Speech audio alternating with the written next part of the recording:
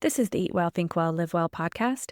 I'm Lisa Salisbury, and this is episode 136, Weight Loss Medications with Dr. Lindsay Ogle. This is the episode I have been wanting to do with the perfect person, and Dr. Ogle is the one. She is a double board certified physician in family medicine and obesity medicine. We are going to dive deep into the pillars of obesity medicine, what the options are in weight loss medications these days, what you need to do while on them, and at the very end, we will talk about the possibility of weaning off and how that looks. We also get into who is a good candidate for these medications and just a lot of deep dive on the options. I just wanted to offer you this episode so that you have a lot of good information to decide if, alongside coaching, talking to your physician about some of these options would be right for you. Welcome to Eat Well, Think Well, Live Well, the podcast for busy women who want to lose weight without constantly counting, tracking, or stressing over every bite. I'm Lisa Salisbury, a certified health, weight loss, and life coach, and most importantly, a recovered chronic dieter. Here, you'll learn to listen to your body and uncover the reasons you're reaching for food when you're not truly hungry, freeing you to focus on a healthier, more fulfilling approach to eating. Welcome back to the Eat Well, Think Well, Live Well podcast. I am so excited to be interviewing Dr. Lindsay Ogle today. She is a double board certified in family medicine and obesity medicine. And she reached out to me and I was like, yes. You may have been noticing as a listener that I have been leaning more towards evidence-based guests lately and really trying to get away from people that are termed functional or holistic or things like that really aren't science or evidence-based. And so I could not be more thrilled to have a double board certified doctor here on the podcast. So welcome, Dr. Ogle. Please give us a little introduction to you and what you do. Yeah, thank you so much for having me on here, Lisa. I'm very excited for this conversation. As you said, I'm Dr. Lindsay Ogle. I went into medicine really to help people achieve and maintain their health. And I chose family medicine originally to practice primary care and build those lasting relationships with my patients. And quickly, I realized that many of our chronic conditions that I was seeing in my patients were related to lifestyle. And I actually did some elective rotations during residency and worked with an obesity medicine physician, and she really introduced me to this field. And I fell in love with it very quickly because of its emphasis on lifestyle, nutrition, exercise, mental health, and then utilizing safe and effective medications when appropriate or referring to surgery when appropriate. And I just saw the benefits that these patients were having with improving their health and well-being long term. And so after I finished residency, I did some additional training and then sat for those obesity medicine boards as well. I did a couple of years in primary care, and now I'm really focusing on weight management and metabolic health through my telehealth clinic. Perfect. You are the perfect person to be asking all of these questions. So if you notice from the title, we are going to be diving into a little bit on the GLP-1 medications. But before we talk about medicine, let's talk about the 4 pillars of obesity medicine. I think it's really important that we hear from you on this because I have been seeing several, I'm on Instagram. Love Me it or too. hate it. I'm on there to let people know what I do. And so of course, I'm scrolling. And so many times I see things like, oh, these doctors, they just only want to put you on medicine. They just only want to prescribe things. And it goes not just for obesity, but for everything. I think doctors get a really bad rap in that way. I don't believe that, but I want to talk about the 4 pillars because medicine is only one of them. So if you could introduce what those 4 pillars of obesity medicine are under your training. Yeah, thank you so much for bringing this up. I think this gets overlooked, especially in popular media and the general public. But anyone who is trained in obesity medicine is taught these 4 pillars, and it is nutrition and physical activity, behavioral modifications, and then medication management, including medications or the surgical interventions. And so, medication and surgery is just one of those pillars. We spend the rest of our training and our focus on those lifestyle interventions. And so, if you are working with an obesity medicine physician, then you are able to um, have that all encompassing, full picture evaluation and treatment. And if you don't have the access to a obesity medicine physician, because there are not a lot of us out there, we're a Mhm. minority of the physicians, and if you happen to be prescribed a GLP-1, then that is when it is so beneficial to work with either a dietitian, a trainer, or a coach, or one of each to really touch on all of those pillars because they are so important for us to really focus on your health and well-being long term.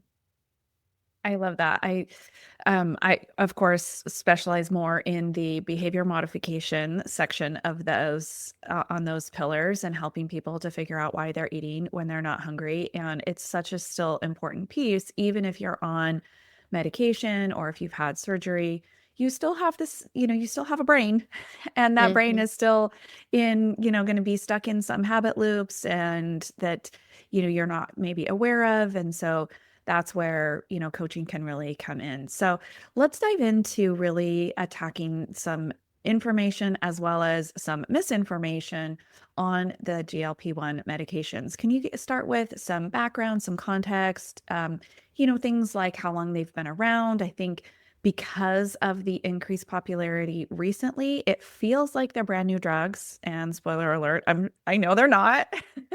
she, we're both laughing here. But if we could just kind of get into that, that would be great. Yeah, absolutely. And that was perfect timing. I actually just did a post on social media on TikTok actually, and I'll post it on Instagram soon about how I need to stop myself. I need to stop saying our new weight loss medications, our new injectable medications, because I still catch myself doing that. And this class of medications, the GLP-1 agonists, have been around since 2005.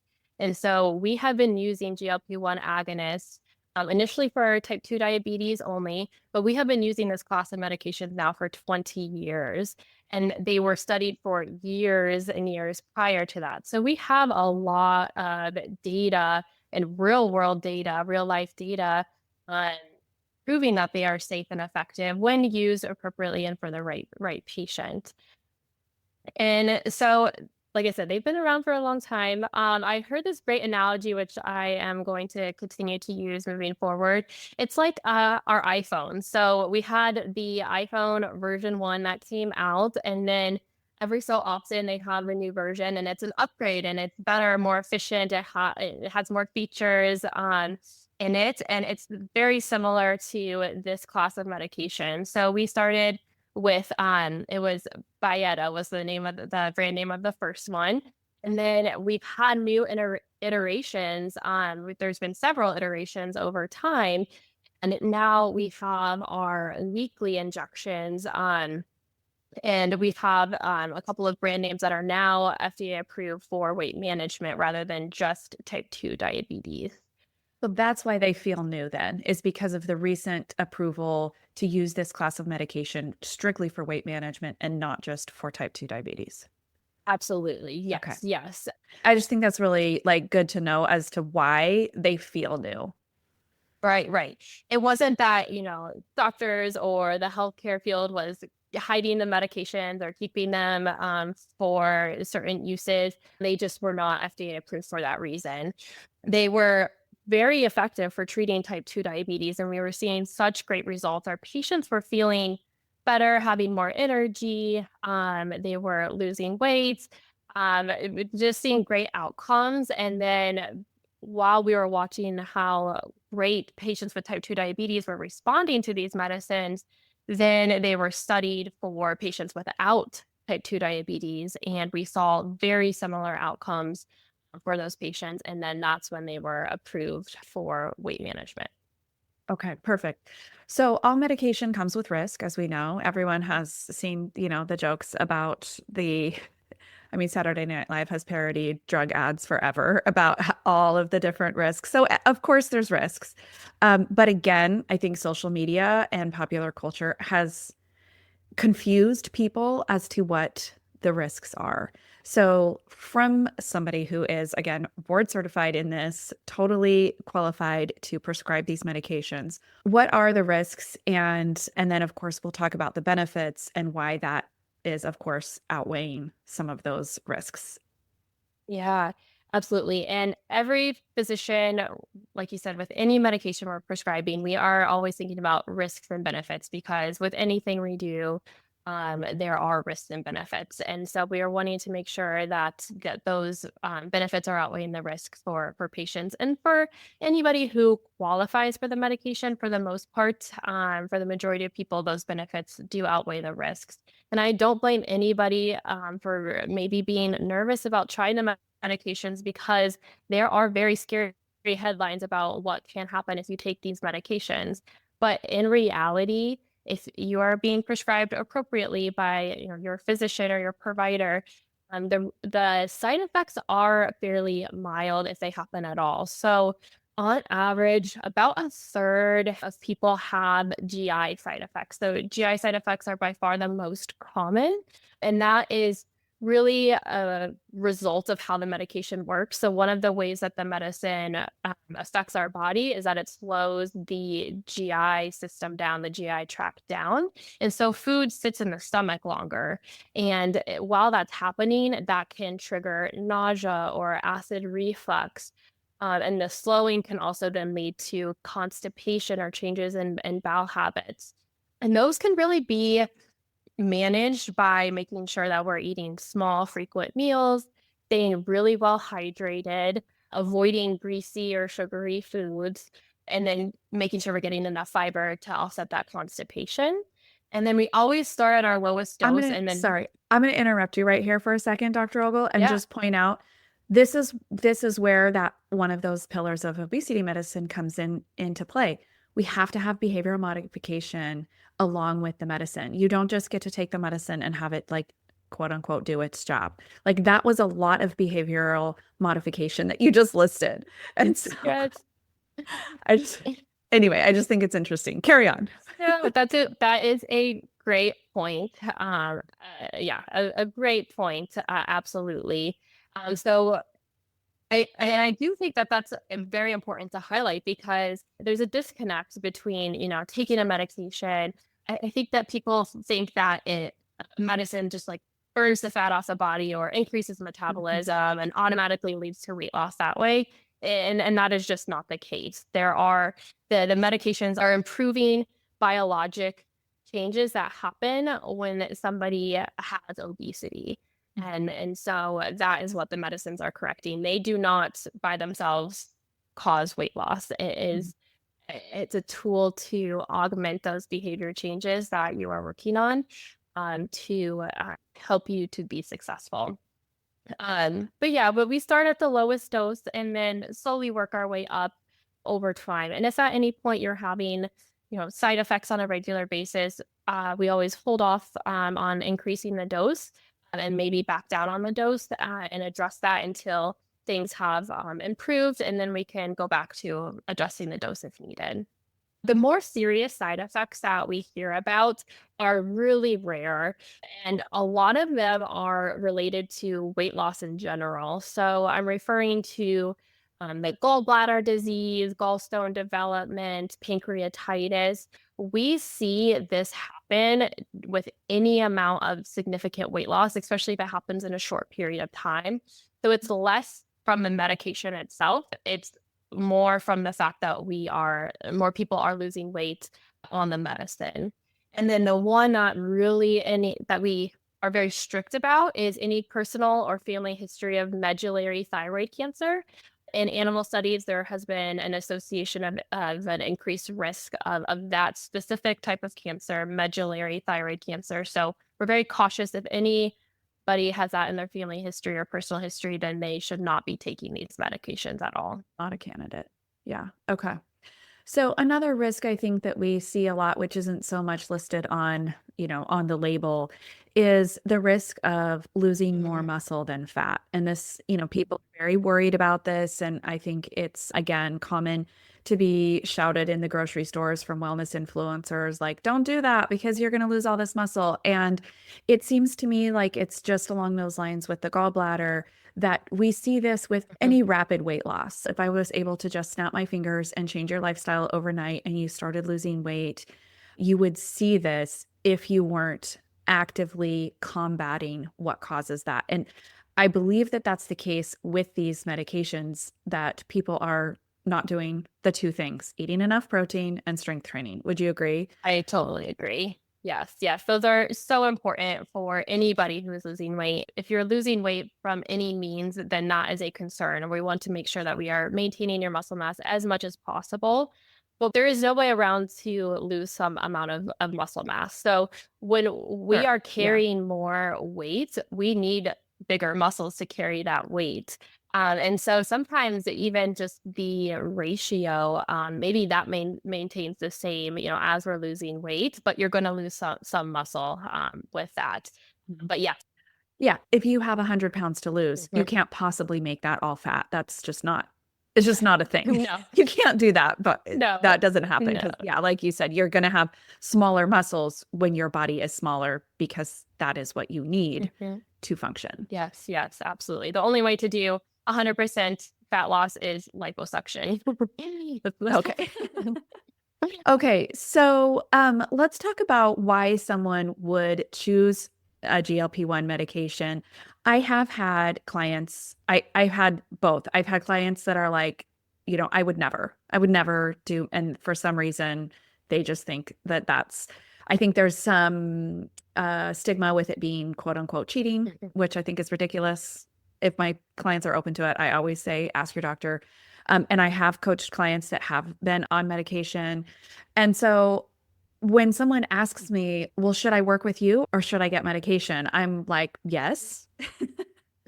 But what would be some of the indicators that would be like, yeah, this person's really a good candidate Mhm. for asking their doctor about getting on a medication? Yeah, and I really appreciate your approach there. And I try to have a similar approach of really individualizing recommendations for that person and working with, what somebody's goals are and what they're comfortable doing.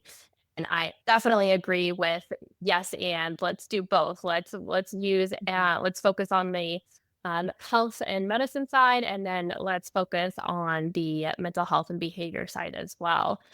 Um, and so I really think that medication should be considered maybe more strongly if somebody has really the majority of their life struggled with their weight and has for decades really not been able to either lose a significant amount of weight to be able to get them into not even a normal BMI, because we know there's a lot of problems with BMI, and that's not our goal. Our goal is to help somebody improve their health and to function in their life, function and participate in their lives in a way that they want to. And sometimes our weight can hold us back from that. And so we want to help you find, that best weight for you. And if you have not been able to do that over, like I said, years or decades, then maybe it's time to talk to your doctor and think about correcting those biological changes that are underlying. Also, kind of maybe taking a look in your family, and if a lot of people in your family struggle with weight, then there's a high chance that there's a genetic component going on, and these medications can really help with that. If you've done a lot of yo-yo dieting back and forth, these medications can also really help just stabilize those ups and downs and really, again, focus on health and nutrition. And I know there's a lot of talk about the food noise, and I know Yes. Yeah, thank you. yeah, and I know you Want do to a talk lot about of that for sure. yeah, and I know you do a lot of work with that with coaching and our thoughts around food, which could be so powerful. But there for some people, I would say even for most people, when you lose a significant amount of weight, your hunger hormones and those hunger signals to your brain increase because your body wants to maintain the weight that it was at because it's trying to protect you. It thinks that you're starving. Food used to be scarce, and so it's trying to conserve energy. So hunger signals and those hormones go up. And it can be very, very difficult over a sustained period of time to fight those hunger signals. And that is where medication can really be powerful because it can help block those hunger signals. And then it can allow you then to follow the healthy nutrition plan that you have set. And this ties back, you said something in the very beginning about when we were talking about mental health, and I forget exactly what you said. But I was talking with somebody about using food to help cope with certain emotions. And we all do it, and that's a normal human, coping strategy. But sometimes it gets out of hand and difficult to control and can lead to negative health consequences, whether physical or mental. And if you're on a GLP-1, your hunger signals are going to be suppressed. Your cravings are going to drop down significantly, and you're going to lose that coping mechanism of food that you were turning to before. And so it is so important to have the support and strategies in place so then you can learn how you can cope with that stress and those negative emotions that are going to come up when you don't have food to turn to like we used to. So, on this topic of who it's appropriate for, that's a lot of good, I think people can see themselves in that. But what about strictly in terms of weight to be lost? Is there an appropriate amount of, like, if you have this much weight to lose, you're a candidate, but if you only have X amount of pounds, you're not a candidate? Is there a cutoff guideline? Yeah, so medically, we are still using BMI mostly. Mhm. BMI of 30 or above qualifies medically for medications, or a BMI of 27 or above with a weight-related condition like high blood pressure, diabetes, cholesterol, sleep apnea. And you can calculate your BMI really easily by searching on BMI calculator and then putting in your height and weight, Mhm. and it'll tell you. So those are the medical cutoffs. That does not mean that your insurance will cover the medication, though, which is a very Mm, frustrating component. Right now, insurance companies are not required to cover medications for obesity. There are a lot of people. Maddening. I know. I know. Obesity actually has only been recognized as a chronic medical condition since 2013. And so it has not been that long that we have the medical community as a whole has seen it as something that needs to be treated directly. And so it does take time to make those changes, but there fortunately are a lot of people who are supporting the cause, and hopefully insurance will start covering it more consistently moving forward. Yeah, hopefully that can be the case. So it's not necessarily I have 20 or 40 or 90 pounds to lose. It really, at this point, still, you need to go off of your BMI, which I know, like every time you've said it, you've kind of like put it in air quotes, and so which people aren't seeing. So it is still a challenge. So it sounds like still something you need to just have that conversation with your provider. So let's talk about GLP-1s are very obviously popular. There's certain types that are approved just for weight loss, and you don't have to have a secondary diagnosis like type 2 diabetes, but there are other medications. So, can you speak to some of those options? Yeah, absolutely. So outside of the class of GLP-1s, there are really, I would say, three main medications that are used.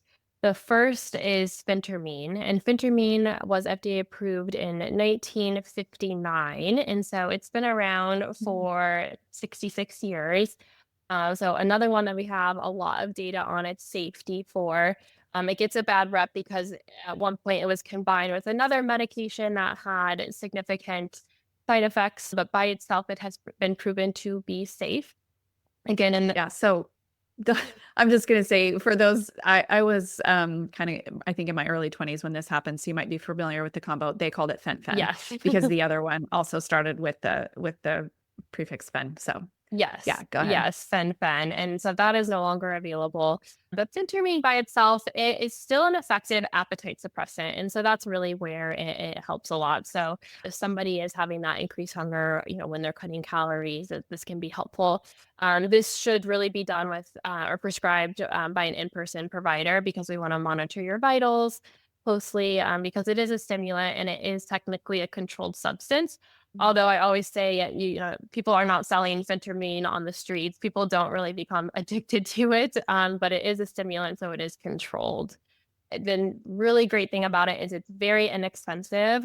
Even if your insurance does not cover weight management medications, with a GoodRx coupon, you can get it for around $20 a month. So very, Oh, very wow. affordable. Yeah. Yeah, compared to the Goodness. GLP-1 agonist, which without insurance can Yeah. be closer to $1,000 a month. So huge difference Yeah. there. Qsymia is a brand name that combines phentermine and topiramate. And it's just is a little bit more effective with that combination. Also helps with appetite suppression. It helps with some of the reward feedback that we see with food. This one is really important for anyone who has the potential to become pregnant. They should either not take it or need to be on a really effective birth control because topiramate just itself has been associated with cleft palate development in the fetus. So that's a very important thing. There's some other potential side effects that your doctor would go over, but that one is fairly effective and also not as expensive. For the brand name with the coupon, last time I looked, I think it was around $75 a month. So again, on Okay. the more affordable side. Oh, And then the third one is Contrave. And Contrave is another combo medication. It combines a medicine called bupropion, which its brand name is Wellbutrin, and then oh, yeah. naltrexone. Um, this medication together really helps with emotional eating, stress eating, and it really helps with that food reward pathway. The bupropion or Wellbutrin we use for depression. It's a non-stimulant ADHD medication. It helps people cut back on smoking. So we use it for a lot of different things. And then the naltrexone is an anti-opioid, and so it is not an opioid, but it blocks those opioid receptors. We use it mostly for reducing alcohol cravings. So this is also a great option if somebody is having, depressed mood or are drinking more than they want to. This medicine can help with those things as well as helping with weight loss. Okay. Good. Yeah. So there are options out there. Mhm, I think one of the major deterrents for the GLP-1 class is the cost. mhm. And so of course I don't think we have time to get into all of the issues with the compounded pharmacies and the direct, people that just get them directly. And I think this is where a lot of people are getting them that shouldn't be. And they're not candidates. They're already, quote unquote thin, and they're trying to get even thinner. And so that's just like a whole other conversation, really. But along with the medications, of course, we talked in the beginning about the four pillars of obesity medicine. But let's talk a little bit more in depth about what role does the diet, the exercise, and the mindset play when you are also including some of these medications, because I think for so long, again, physicians have gotten a bad rap for just saying, oh, well, just lose some weight, your knees will feel better, or, well, just eat less, move more. And especially too, I think there's a lot of really negative information about doctors don't know anything about nutrition, which, yes, that they, your typical sort of quote unquote family doctor doesn't get the training that you do. So it is very important, I think, to go to someone board certified in obesity medicine if this is something that you are really struggling with. So I would just like for you to speak a little bit about kind of why that happens for physicians, like why that's kind of been the case for so long and what role that plays alongside these medications. Yeah, there is that stereotype that we do not know much about nutrition. And it varies, with any field, what people's expert level is, or where they trained and what they were exposed to. I also, talking about influencers on social media, people can make it seem more complicated than it needs to be. I think we just need a relatively basic understanding of what our goals are for nutrition. And I think most doctors are aware of that. And Mhm. I could sum it up here as reducing added sugars as much as possible. And so just I always recommend starting to look at labels and choose options that have less added sugar or no added sugar. And then making sure we're getting enough protein and fiber. And then water. Those four things are, if you do that, you're going to be in a much better place. Protein goals, I think, can vary from person to person, and it could be helpful to get individualized recommendation. But general recommendation is Generalized. Yeah, yeah, is totally. to shoot for around 100 grams a day.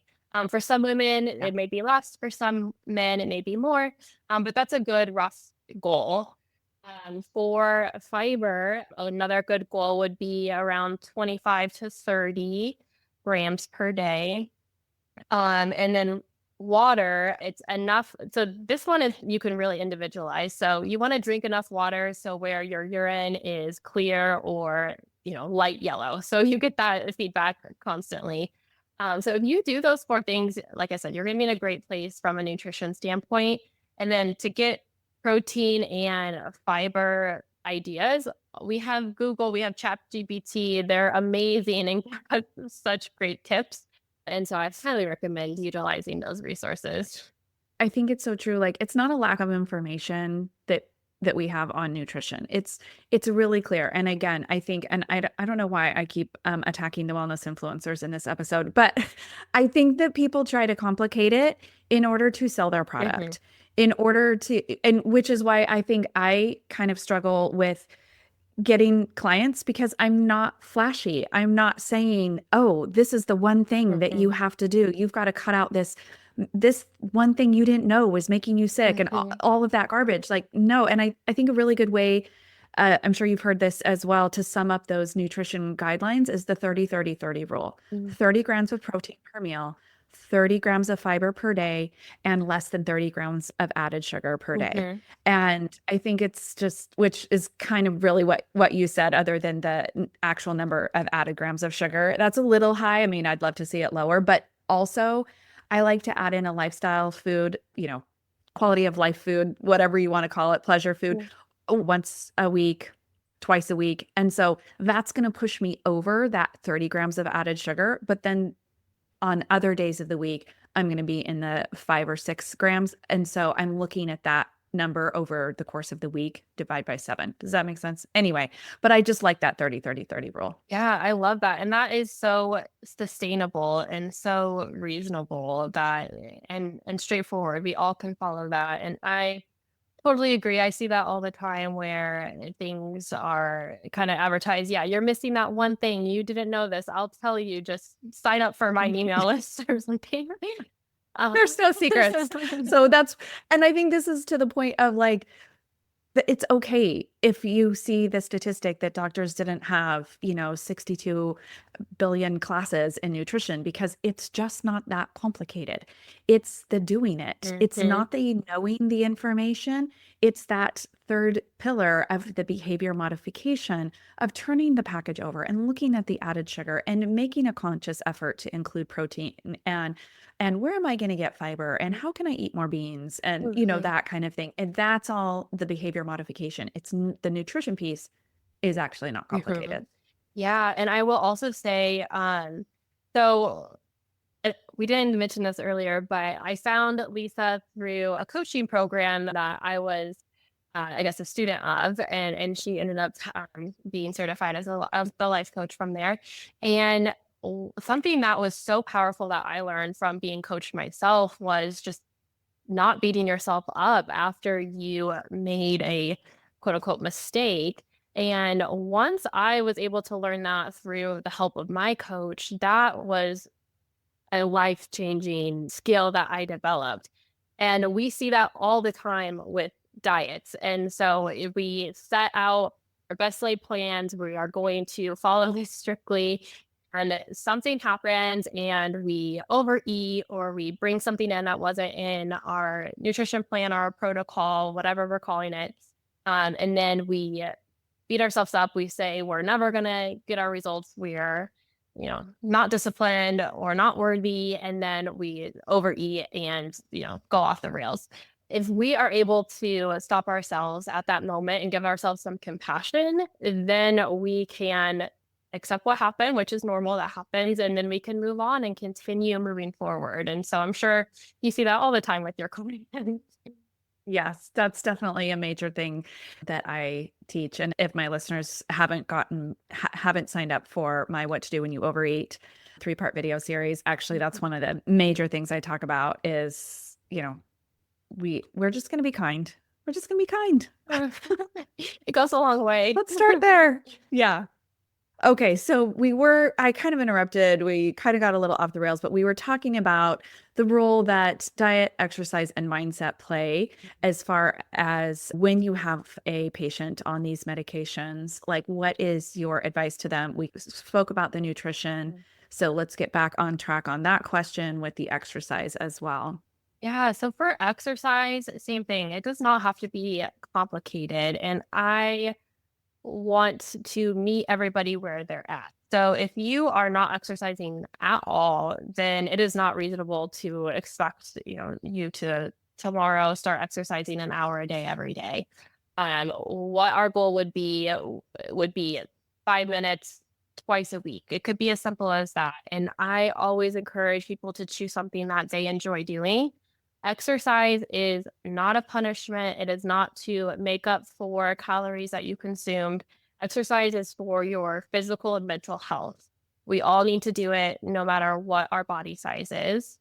It is extremely unlikely that you're going to lose weight from exercise alone. It is very important to exercise for your health and for weight maintenance.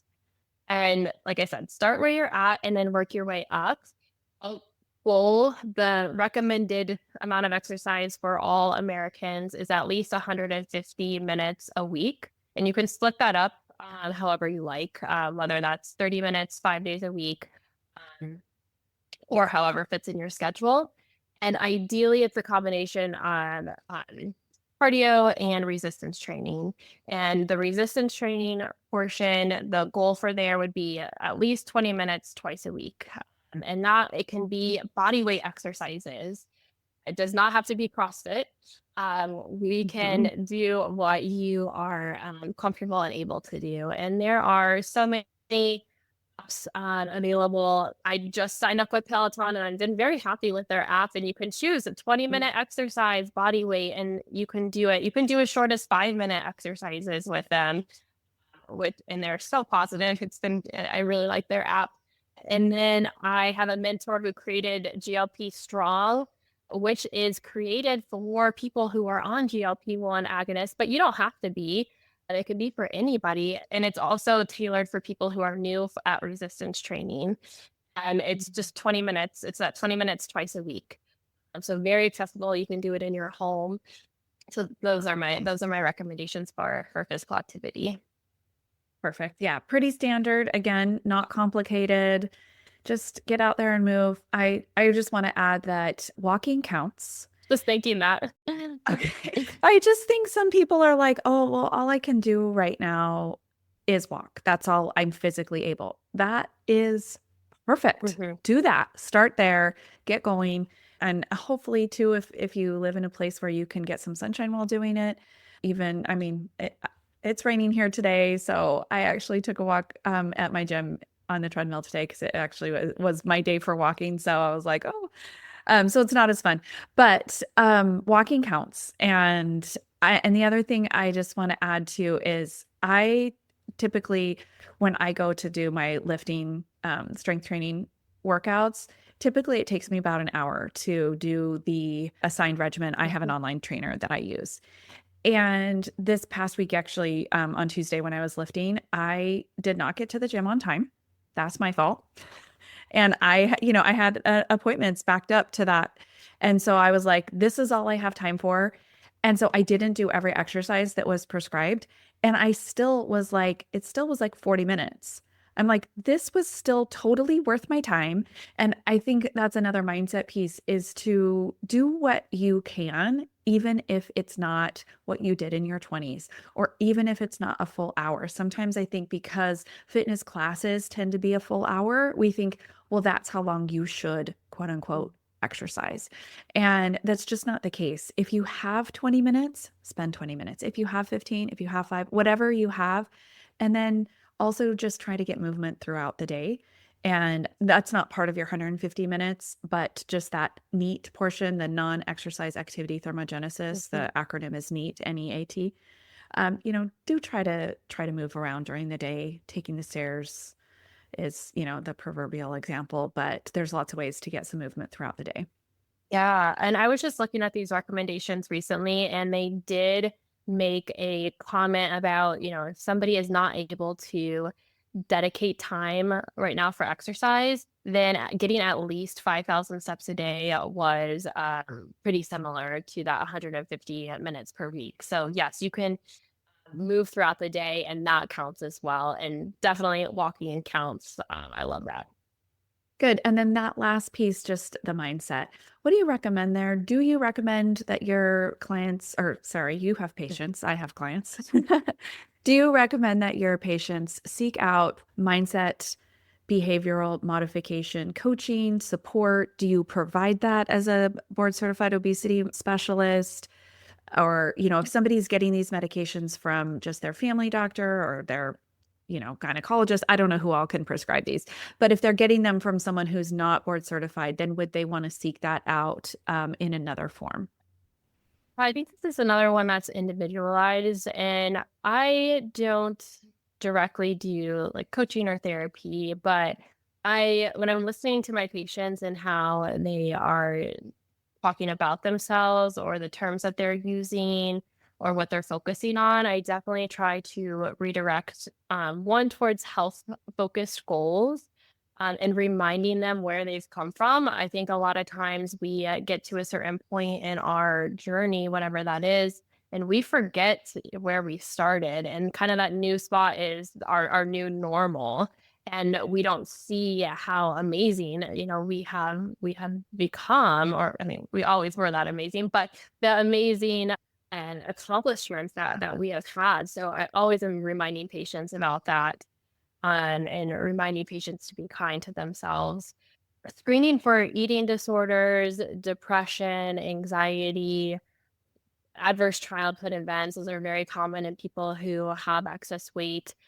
That's really important. So if I ever identify that, then definitely therapy can be helpful for my patients who are very high functioning and have maybe already gone through therapy and are looking for kind of that next level. Then that's when I recommend coaching, and that can be very, very helpful, along with their medication. Great. So the last question I want to ask you, and let's obviously, if there's something we missed, be sure to add it. But what about coming off Mm. the medications? I think that that's another big deterrent is like, okay, I could maybe swing $1,000 a month for this health modification for a few months or for, 9 months or something. But I think a lot of people are like, I can't do that for the rest of my life. And obesity is a chronic condition that does sometimes need to be treated for their whole life. So, what are the options there for people when the cost is such a big deal? And is it appropriate for people to start these medications knowing that they are not going to do them for life? Mm. So, in the specialty of obesity medicine, we recognize obesity as a chronic medical condition, and anything that we do to treat that chronic medical condition, then we are going to need to continue to do to maintain it. And I think a really great analogy is with high blood pressure. And so we start someone on a blood pressure medicine. If they have high blood pressure and their blood pressure is now in a normal range, what would happen if we take the blood pressure medicine away? The blood pressure would go back up. We need to continue that medicine. And we all accept that. But for some reason, with obesity, that connection just isn't made, and we think that the Mhm. medicine can be used short term. For the vast majority of people, if you start a medication and lose weight that way, I suspect you're going to need to take it long term. And it is likely that that is best for your health rather than having those ups and downs in your weight.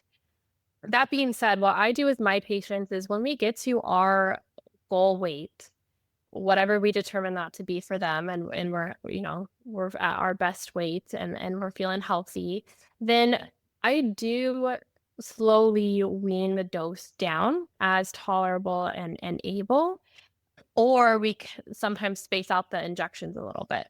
And if we space out the injections a little bit, then especially if they're paying out of pocket, that can save a little bit of money because they're lasting longer. I definitely would not space out more than I typically don't go longer than every 10 days, and they're typically every 7 days. So it's not a big difference, but it can add up over time.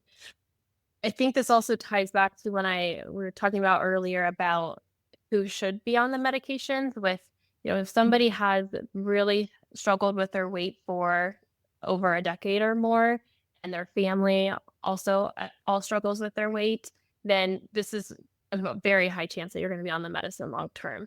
But there are some people who something happened in their life. They went through a bout of depression, or they were started on a medicine that caused weight gain, or postpartum weight, or perimenopausal weight gain, and it was relatively short in duration that somebody has had that excess weight. I think, and I believe some of my colleagues believe this too, is that the medication then, in that case, it's a higher chance that we could use that medication short term in those situations, because it's less that that person has what we are calling the disease of obesity. It's more that they're carrying excess weight because of some other trigger that caused the weight gain to happen. So if we're able to bring that with the medication, help bring their weight back to where they were before, then with continuing on their new lifestyle changes that they, worked with and developed while on the medicine, then they're able to, succeed and continue those health benefits moving forward off of the medicine. But definitely, I would want in either scenario would wean off of the medicine, and then always kind of go back if we need to. Perfect. That is so helpful. Well, I think this has really been enlightening and really informative for people to be able to just kind of have this background to decide if they want to approach their physicians about this option. And certainly you can always still use someone like me for the behavior modification, as well as touching on the helping you with making changes to your nutrition and physical activities. So Dr. Ogle, could you just tell people where to find you online? I know you have a certain place where you practice obesity medicine, so it's not applicable for everyone, unfortunately. But I think you share on social media, though, right? Yes, yes. So I practice out of Missouri. So my telehealth clinic is called Missouri Metabolic Health. I mean, if you go to that website, you'll see links to all of my social media, but they're all Dr. Lindsay Ogle. I'm on Instagram, TikTok, and YouTube. And I definitely recommend following on those platforms. I try my best to share, evidence-based education to the general public, for those people who I cannot serve in my telehealth clinic. So that's something that I'm definitely passionate about. So again, I appreciate you having me on here so I can reach more people and, talk about this important health topic. Yes, thank you so much. It's been a pleasure meeting you. I'm so glad you tuned in today. Before I sign off, I want to remind you of the What to Do When You Overeat free 3-part video course that I have. We chatted a bit about this in the episode, but if you are trying to lose weight and you find yourself overeating too many times to see lasting success, be sure to check out that free course. It also comes with a reset and recover guide that will help you put everything you learn in the videos in writing and really clarify each step so you can feel confident moving forward. If today's insights resonated with you and you're ready to make lasting changes in your health journey, I'd love to help.